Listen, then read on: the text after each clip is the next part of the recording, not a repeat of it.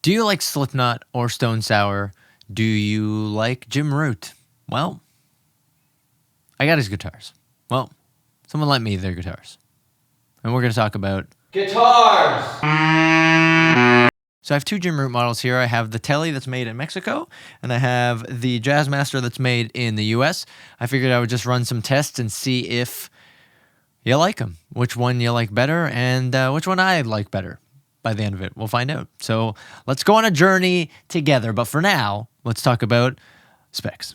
The Jazzmaster has a mahogany body with a satin urethane finish, a maple neck, a modern C-shape, 25.5-inch scale length, an ebony fingerboard. It has a 12 to 16 compound radius with 22 jumbo frets and a synthetic bone nut. The pickups are an EMG 81 in the bridge and an EMG 60 in the neck, with one volume knob, a three-way switch, and locking tuners. And for the Telly, the body is also mahogany, but it has a satin nitrocellulose finish. Got a maple neck, modern C-shape as well. Same with the 25.5-inch scale length. One of the main differences being the 12-inch radius instead of the compound 12 to 16. We got 22 medium jumbo frets, synthetic bone nut as well, and the pickup configuration is the same as the Jazzmaster. We got another three-way switch, master and volume knob, and some locking tuners. The hero went deep, deep into the forest. Within that forest, found a tree in a clearing, and that tree had lived a long life. And you know what they called that tree?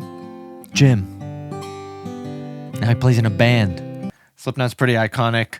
I mean, for the layperson, I feel like Slipknot just looks like a weird circus of 9 dudes wearing masks, just hitting dumpsters and talking about their feelings, but hey, for metalheads, they're iconic and groundbreaking, and I feel like they're kind of at that Metallica level, or at least getting there, of how much they've influenced the scene. I could sit here and list bands for days that have been influenced by Slipknot. But anyways, I could ramble on. Let's hear what the Jazzmaster sounds like. Let's hear the bridge pickup just with like some chugging.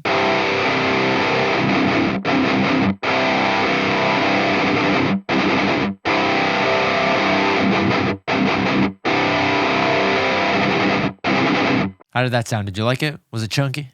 Let's see what the neck pickup sounds like. Just ringing out a chord for the cleans.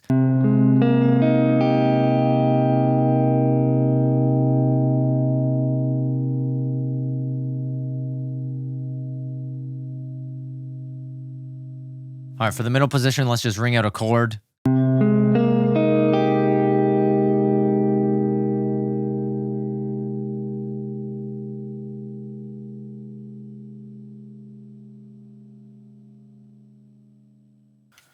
Alrighty, for the Telly. So the Telly is not made in the US, but this thing plays nicely from what I've already played of it. Let's do the same thing. So we'll do some chugs on the bridge pickup.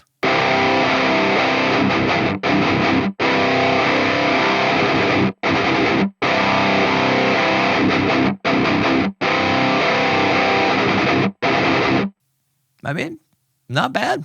Not bad. We'll do the same thing with the middle position, just ring out the same chord.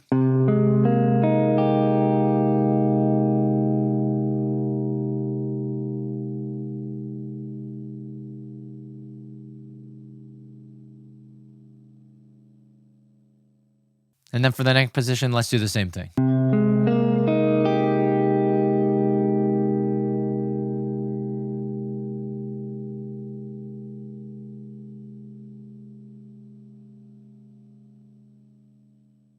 All right, so those are the pickups individually with nothing behind them. I figured for a more real-world test, I would put them in a song, double tracking with both of them in the same song, and just see how it sounds with some bass, drums, and just an overall composition.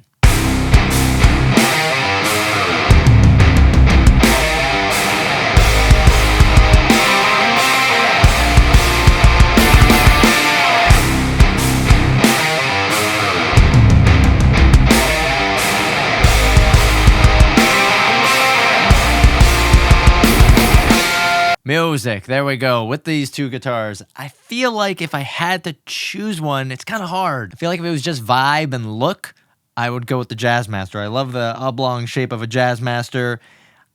Brush nickel pickups, I really do like. I'm not really a Telly guy, if I'm going to be honest, but I will say the deciding factor would probably be playability, and I'm more in line with a consistent radius. I don't really enjoy a compound radius, if I'm being honest, but to each their own. What would you choose?